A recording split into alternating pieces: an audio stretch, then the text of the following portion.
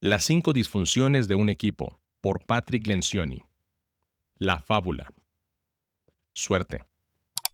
Solo una persona creyó que Catherine era la opción adecuada para ser directora general de Decision Tech Incorporated. Felizmente para ella, esa persona era el presidente del consejo de administración. Así pues, menos de un mes después de que el anterior director general fuera despedido, Catherine Peterson se hizo cargo de las riendas de una empresa de la nueva economía que solo 2 años antes estaba en boca de todo el mundo.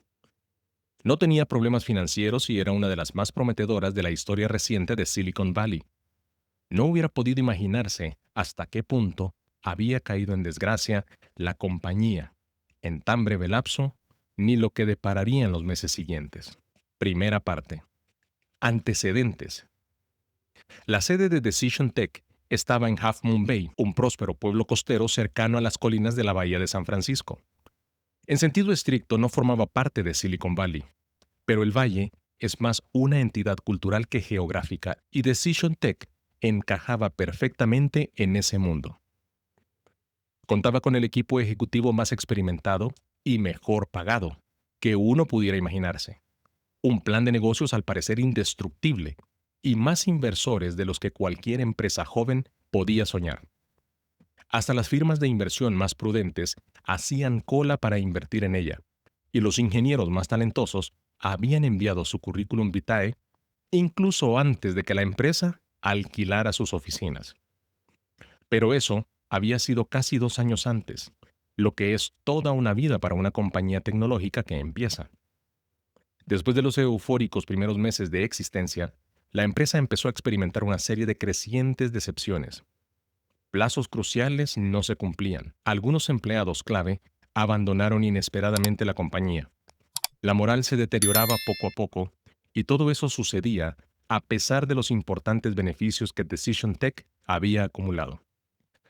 Al cumplirse el segundo aniversario de la fundación de la firma, el Consejo de Administración, por unanimidad, acordó solicitar la renuncia de Jeff Shanley, director general de 37 años y cofundador de la compañía. Se le ofreció el cargo de jefe de desarrollo de negocios y, para sorpresa de sus colegas, aceptó el puesto de menor responsabilidad, pues no deseaba perder la posibilidad de ganar inmensos dividendos si la empresa llegaba a cotizar en bolsa.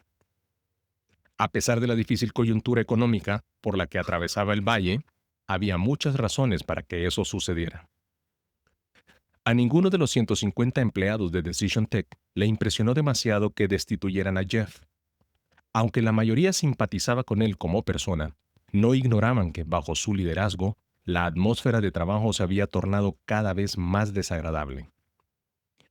Entre los ejecutivos, la puñalada por la espalda se había convertido en todo un arte.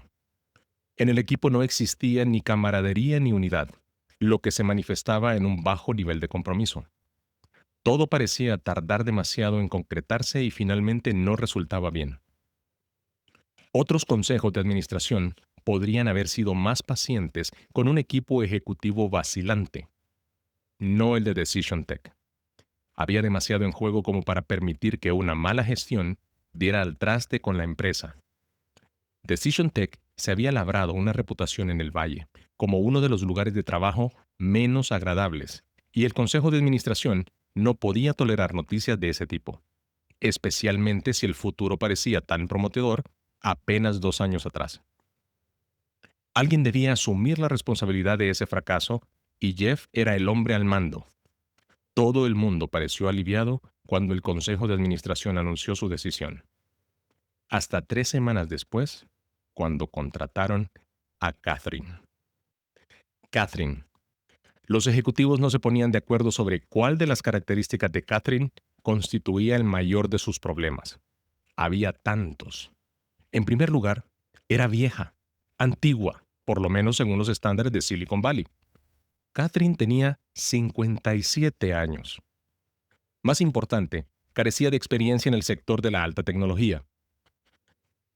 Solo había sido miembro del consejo de administración de Trinity Systems, una gran empresa tecnológica de San Francisco. Durante la mayor parte de su carrera, se había dedicado a labores operativas en compañías de baja tecnología, la más importante de las cuales era un fabricante de automóviles. Pero más que la edad o la experiencia de Catherine, pesaba la impresión de que era ajena a la cultura empresarial de Decision Tech. Había empezado su carrera en las Fuerzas Armadas. Se había casado con un profesor y entrenador de baloncesto de instituto. Después de criar a 3 hijos, enseñó en primero de secundaria durante unos años hasta que descubrió su afinidad por los negocios. A los 37 años, Catherine se matriculó en un programa nocturno de 3 años en una escuela de negocios, que completó con un semestre en Cal State Howard, que no es lo mismo que Harvard o Stanford. Pasó los 15 años siguientes en la industria manufacturera, hasta su retiro a los 54 años. Que Catherine fuera mujer nunca fue problema para el equipo directivo. 2 de sus miembros eran mujeres, y como buena parte de la carrera de los miembros del equipo se había desarrollado en el mundo más bien progresista de la alta tecnología, pues la mayoría había trabajado en determinado momento a las órdenes de alguna mujer. Pero aunque su sexo fuera problema para algún miembro del equipo, este era solo un detalle ante la evidente diferencia de cultura empresarial. Saltaba a la vista que Catherine era una persona de la vieja escuela, una ejecutiva de las industrias tradicionales. Esto contrastaba fuertemente con los ejecutivos y con los cuadros superiores, incluso con los medios de Decision Tech, la mayoría de los cuales apenas si tenía alguna experiencia de trabajo fuera del valle. Algunos hasta se jactaban de jamás haberse vuelto a poner un traje, salvo para asistir a una boda, desde que se habían graduado. No resultó sorprendente que después de leer su currículum vitae, los miembros del Consejo de Administración dudaran del estado mental del presidente cuando propuso a Catherine, pero este consiguió convencerles. En primer lugar, los integrantes del Consejo creyeron a su presidente cuando éste aseguró de manera tajante que Catherine tendría éxito. En segundo lugar, era conocido por su buena intuición para seleccionar personal, a pesar del problema con Jeff. Seguramente no se equivocaría 2 veces seguidas.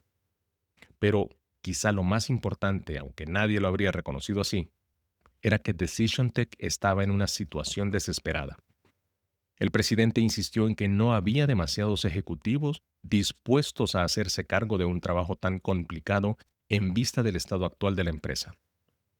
Deberíamos considerarnos afortunados por tener disponible a una líder tan capaz como Catherine, argumentó.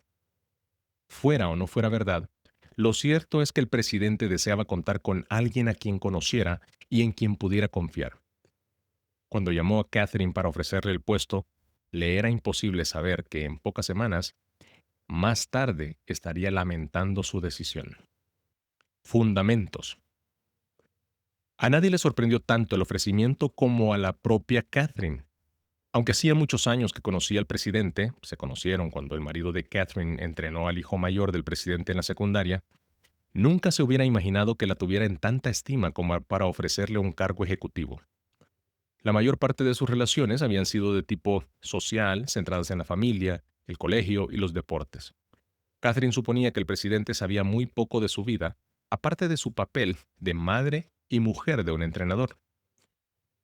Pero el presidente había seguido con mucho interés la carrera de Catherine, sorprendido por el éxito que había logrado con una preparación relativamente modesta. En menos de 5 años había llegado a directora general de la única empresa automovilística de la zona de San Francisco, una empresa norteamericano-japonesa. Había mantenido el cargo casi una década y convirtió a la empresa en una de las más exitosas del país. Y si bien el presidente conocía poco la industria automovilística, sabía una cosa acerca de Catherine, algo que le convenció de que era la persona perfecta para resolver los problemas de Decision Tech. Poseía un talento asombroso para formar equipos. Quejas.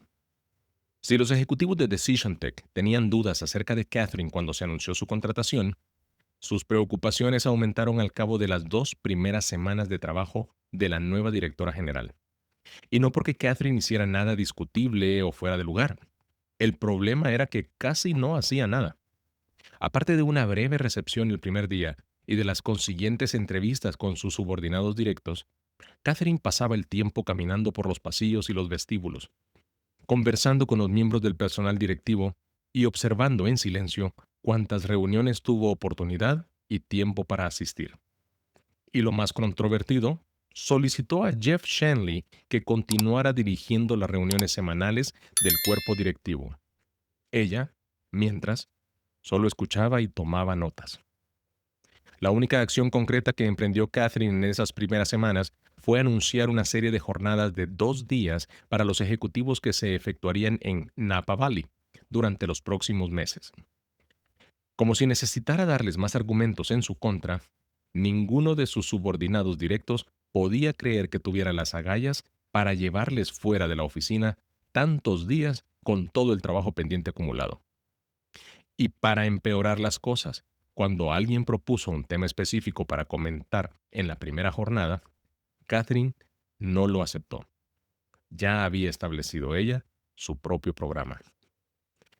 El mismo presidente estaba sorprendido y un poco nervioso con los primeros informes sobre el desempeño inicial de Catherine, ya que llegó a la conclusión de que si ella no enderezaba la situación, probablemente debería marcharse junto con ella, y esto empezaba a parecer el final más probable. Observaciones. Después de sus primeras 2 semanas de observación de los problemas de Decision Tech, hubo más de una ocasión en que Catherine se preguntó si debería haber aceptado el trabajo, pero sabía que difícilmente lo hubiera rechazado.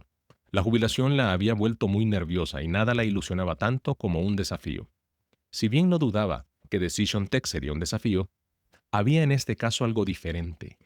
Aunque en realidad nunca había temido al fracaso, Catherine no podía negar que la posibilidad de que también fracasara el presidente la asustaba un poco. Empañar la reputación al final de su carrera y entre la familia y los amigos era más que suficiente para preocupar a la persona más segura de sí misma.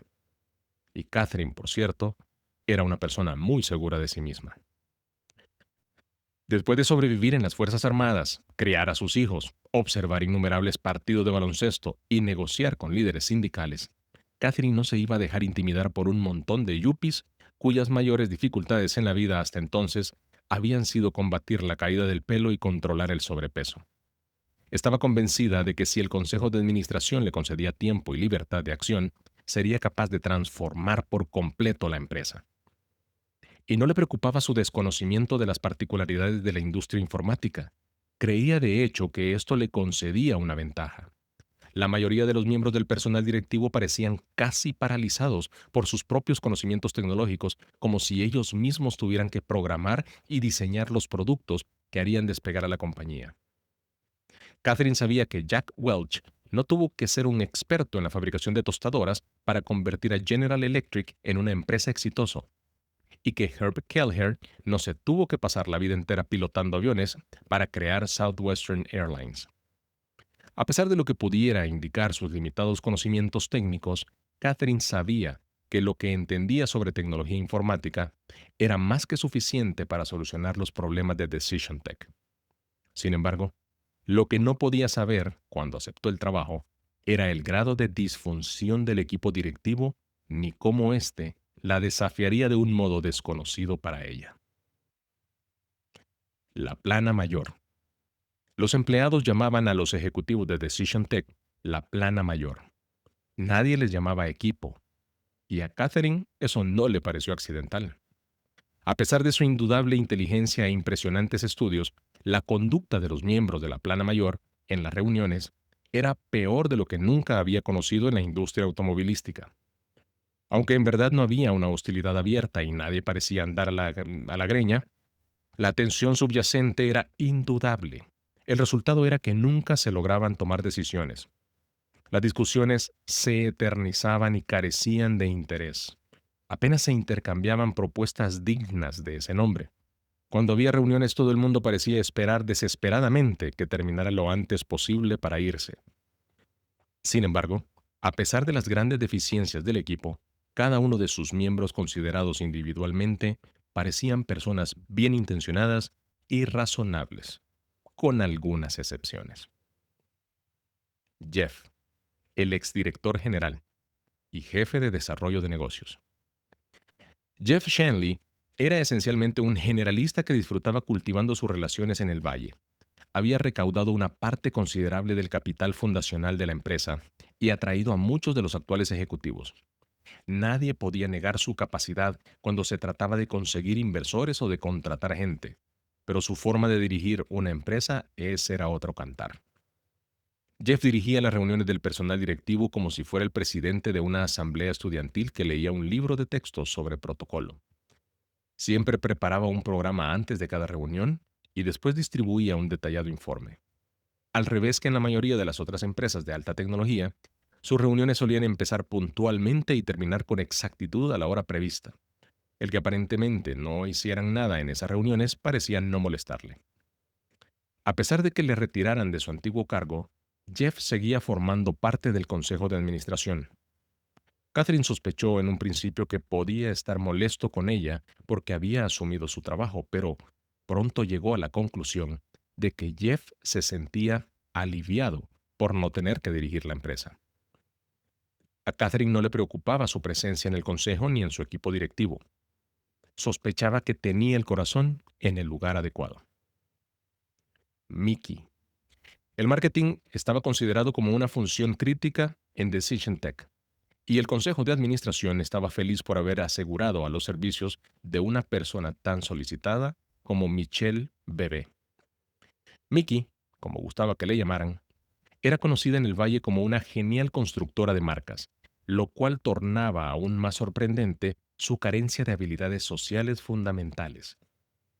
Durante las reuniones hablaba más que los demás y de vez en cuando aportaba una idea brillante, pero con mayor frecuencia se quejaba porque otras empresas en las que había trabajado hacían las cosas mucho mejor que Decision Tech. Parecía una espectadora o mejor una víctima de las circunstancias en su nueva compañía.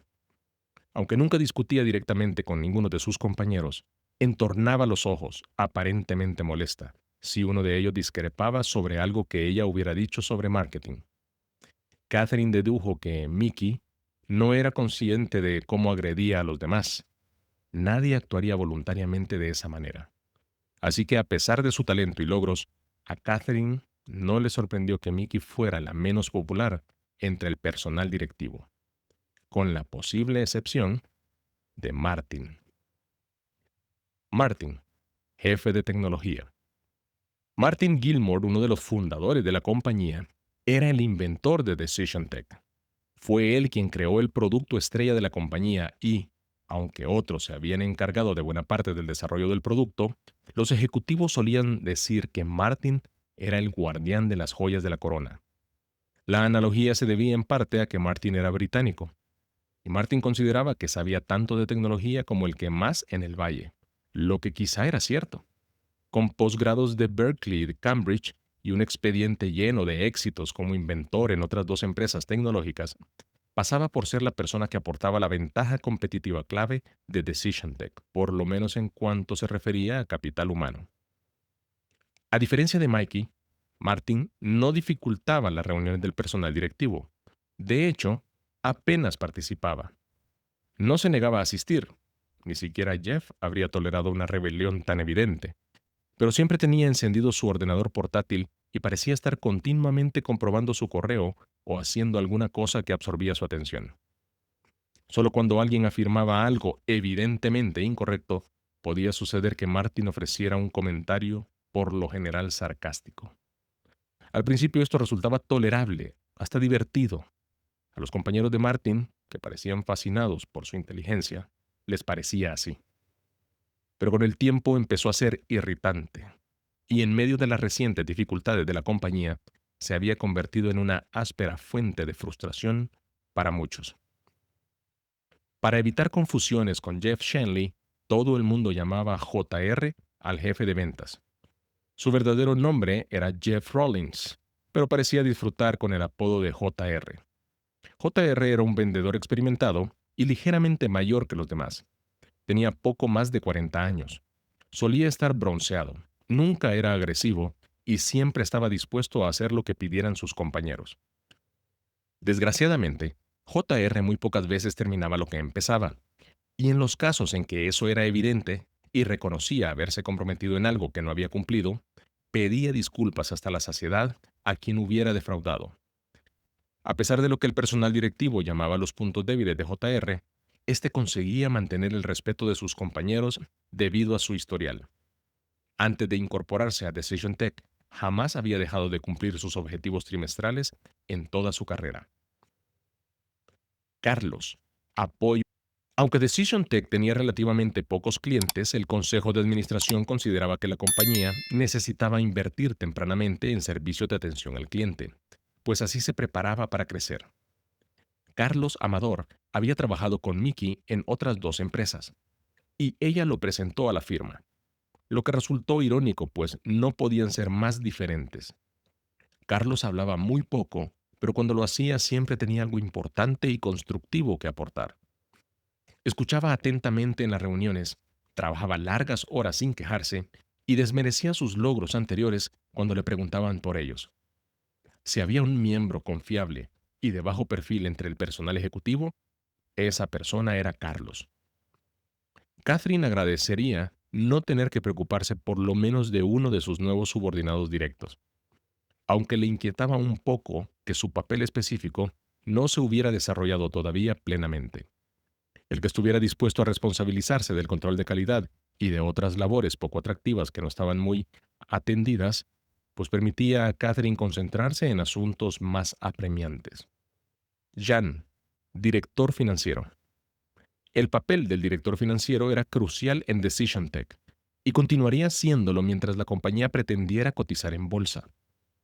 Jan Mersino sabía a qué se comprometía cuando se incorporó a la empresa y desempeñó un papel clave apoyando a Jeff cuando él recaudaba grandes sumas de dinero de bancos, de negocios y de otros inversionistas. Jan era detallista. Se enorgullecía de su conocimiento del sector industrial y trataba el dinero de la compañía como si fuera propio. El consejo administrativo no había puesto cortapisas a Jeff y al personal directivo en cuanto a gastos, pero solo porque sus miembros sabían que Jan ejercería un férreo control. Nick, director de operaciones. El último integrante del personal directivo era quien más impresionaba, por lo menos en el papel.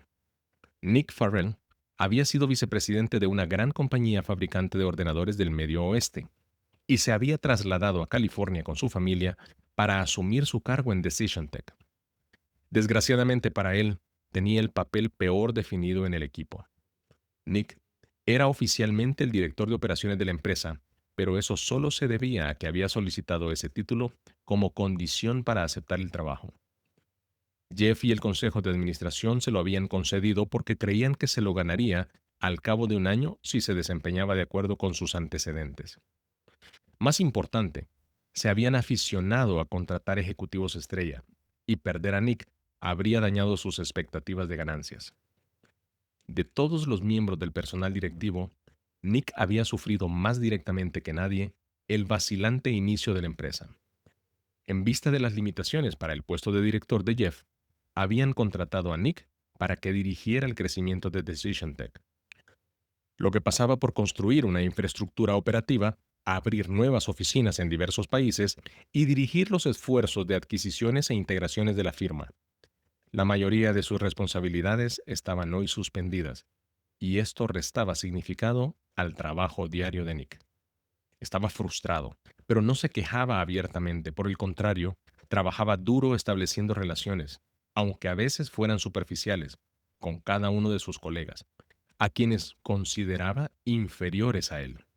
Y aunque nunca lo dijo a ninguno de sus compañeros, le parecía que era el único calificado para ser director general. Pero resultaría obvio muy pronto.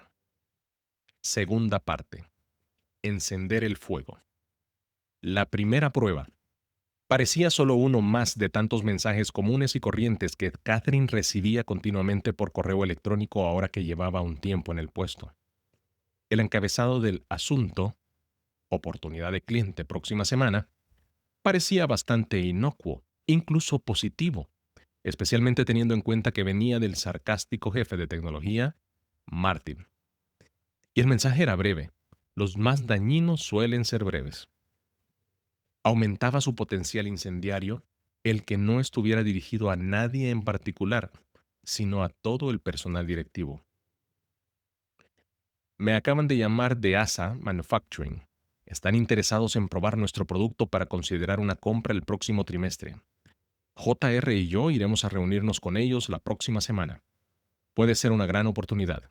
Regresaremos temprano el martes. Que Martin no mencionara el conflicto de calendario con las jornadas convocadas por la directora solo empeoraba la situación de Catherine. No había pedido autorización para faltar el primer día y medio de las jornadas, o bien porque no creyó necesario hacerlo, o bien porque sencillamente quería evitar el asunto. Catherine decidió que no importaba cuál fuera la razón. Resistió la tentación de evitar una confrontación con Martin y enviarle un correo electrónico de respuesta. Catherine decidió que este sería su primer momento de la verdad como directora general. Y los momentos de la verdad se manejan mejor, ella lo sabía, cara a cara. Catherine encontró a Martin en su oficina leyendo el correo. Estaba de espaldas a la puerta abierta, pero no se molestó en golpear. Disculpa, Martin, dijo Catherine, a la espera de que Martin se volviera, lo que éste tardó en hacer. Acabo de ver tu correo sobre Asa. Él asintió con la cabeza, y ella continuó. Una buena noticia, pero tendrás que postergar la cita unos días porque tenemos las jornadas. Martin se quedó en silencio por un momento, incómodo, y finalmente respondió sin manifestar emoción alguna, pero con su más cerrado acento británico. Creo que no comprendes. Esta es una oportunidad de ventas. No se pueden cambiar las citas así, sin más. Catherine le interrumpió y le dijo sin alterar el tono de voz. No, sí que comprendo, pero creo que seguirá en el mismo lugar la próxima semana. Nada acostumbrado a que le contradijeran directamente, Martin se agitó un tanto. Si te preocupa el encuentro en Napa, entonces creo que nuestras prioridades son distintas. Tenemos que salir a vender. Catherine respiró hondo y sonrió para ocultar sus frustraciones. Antes que nada, solo tengo una prioridad en este momento. Necesitamos reaccionar y actuar juntos como un equipo o no vamos a vender absolutamente. Martin guardó silencio. Al cabo de 5 segundos incómodos, Catherine finalizó la conversación. Así pues, te veo la próxima semana en Napa. Se volvió para marcharse, pero se volvió y encaró otra vez a Martin. Ah, y si necesitas ayuda para cambiar esa cita en ASA, házmelo saber. Conozco a Bob Tennyson. Es el director general. Fuimos compañeros en el Consejo de Administración de Trinity y me debe un favor.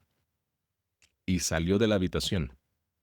Martin decidió no insistir más por el momento, pero no había dado su brazo a torcer. Último esfuerzo. Jeff pasó la mañana siguiente por el despacho de Catherine y la invitó a comer. Ella tenía previsto hacer algo a esa hora, pero alteró de buen grado el programa para atender a uno de sus subordinados directos. El restaurante mexicano más antiguo de Half Moon Bay era tan bueno como cualquier otro para tener ahí una conversación difícil, pensó. Y la mayor parte de la gente de la zona comía ahí. Antes de que Jeff pudiera plantear el tema que quería comentar, Catherine sacó a colación otra cosa. Quiero darte las gracias por dirigir las reuniones del comité directivo de estas 2 semanas. Me ha permitido sentarme en silencio y observar. Jeff asintió con la cabeza, amablemente, aceptando ese agradecimiento menor pero alentador. Después de las jornadas de la próxima semana, continuó ella, me haré cargo de todo, pero quiero que sepas que no deberías mantenerte al margen en ese encuentro. Deberías participar tanto como cualquier otro miembro del personal directivo. Me parece bien, asintió Jeff. No creo que sea un problema. Hizo una pausa para armarse de valor y plantear el tema por el que había invitado a comer a su jefa. Ordenó los cubiertos de plata, nervioso, y empezó. Bueno, ya que has mencionado las jornadas, me gustaría hacerte una pregunta. Adelante, dijo Catherine, casi divertida por la incomodidad de Jeff. Y como ya imaginaba una pregunta acerca de la confrontación con Martin, estaba tranquila y confiada. Bueno, es que ayer al salir de la oficina conversé un momento con Martin en el parqueo, dijo Jeff, y espero que Catherine continuara la conversación, pero ella no lo hizo. Así que Jeff prosiguió. Bueno, y me dijo algo acerca de la reunión en ASA y del problema con el horario de las jornadas. Jeff volvió a interrumpirse a espera de alguna piadosa intervención de su jefa. Esta vez ocurrió, pero solo para alentarle a continuar. Ajá, sí. Bueno, dijo Jeff, y tragó saliva. Cree que, y francamente yo estoy de acuerdo con él, que una reunión con clientes es más importante que otra interna. Y por eso, si JR y él se pierden el primer día de las jornadas, pues deberíamos estar de acuerdo. Catherine escogió las palabras cuidadosamente. Jeff, comprendo tu opinión y me parece bien que no estés de acuerdo conmigo, especialmente si me lo dices cara a cara. Jeff se veía notoriamente aliviado de momento.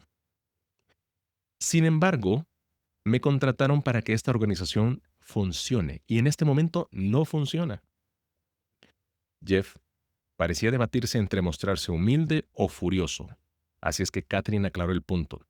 Y no estoy criticando lo que has hecho hasta ahora, porque me parece que a nadie le importa esta compañía tanto como a ti, le dijo. Y con esto le tranquilizó el ego y pudo pasar al punto central. Pero no funcionamos como equipo. Y una reunión de ventas no va a tener el menor impacto en nuestro futuro a menos que ordenemos los problemas de liderazgo que hay aquí adentro. Jeff no conocía muy bien a Catherine, así que prefirió no continuar una conversación que podía ser inútil y hasta peligrosa para su carrera. Asintió como si dijera, de acuerdo, supongo que tú decides.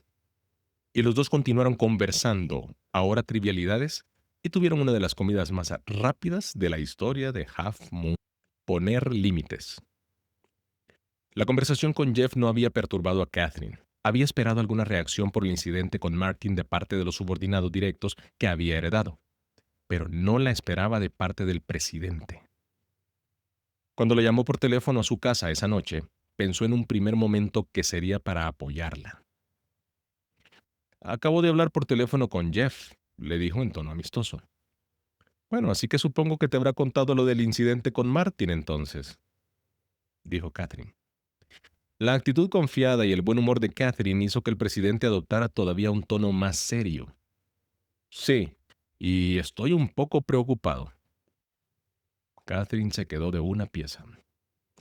¿Tú estás preocupado?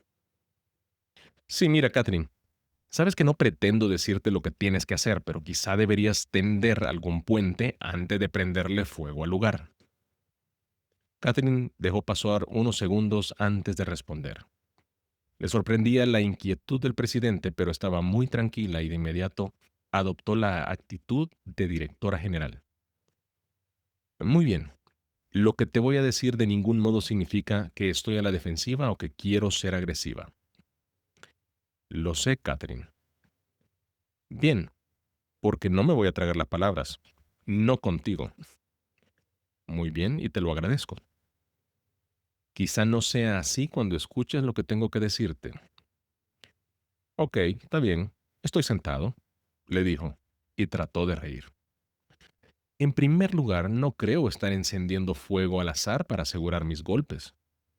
He estado observando cuidadosamente a esta gente durante 2 semanas, y todo lo que estoy haciendo y todo lo que voy a hacer es intencional y voluntario. No contradije a Martin porque me sintiera así, con ganas de contradecirle en ese momento. Lo sé, pero es que Catherine le interrumpió amablemente. Escúchame, es importante.